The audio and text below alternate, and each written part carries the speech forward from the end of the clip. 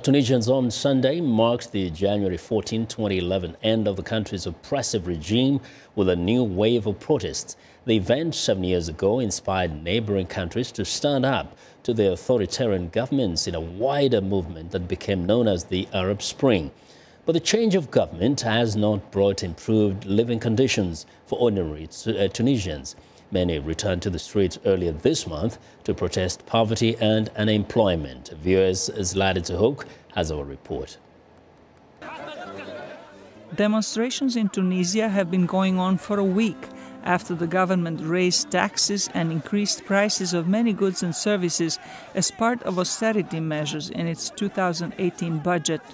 Protesters argue that the economic situation has not improved since the ouster of former President Zine El Abidine Ben Ali.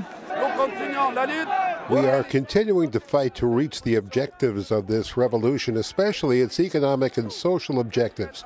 The current alliance in power is destroying our people, destroying our country. Our Tunisia needs new economic and social choices.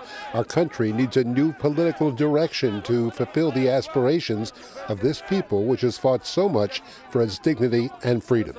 Tunisia has had several governments since Ben Ali fled the country, but none has been able to improve the economy.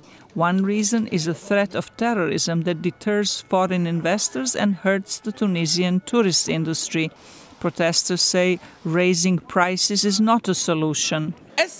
What does this government achieve? The easiest solution it has come up with is to raise prices, but the basket is empty. The Tunisian president has accused the foreign news media of exaggerating the size of the protests, but he visited some of the impoverished neighborhoods of the capital on Sunday and promised that the government will work to create jobs for young people. We have 620,000 unemployed people. Of them, 250,000 have advanced degrees, and still they have no work. 1 year, 2 years, 3, 4, 5. So we say, God willing, this year we will engage with a focus on the youth. Protests erupted on January 8th in several towns and cities across Tunisia in response to tax and price hikes aimed at reducing a budget deficit as per agreement with the country's international donors. More than 700 people have been arrested for what the authorities have called acts of violence and vandalism. One protester has died during clashes with security forces. Zlatica Hoke, VOA News, Washington.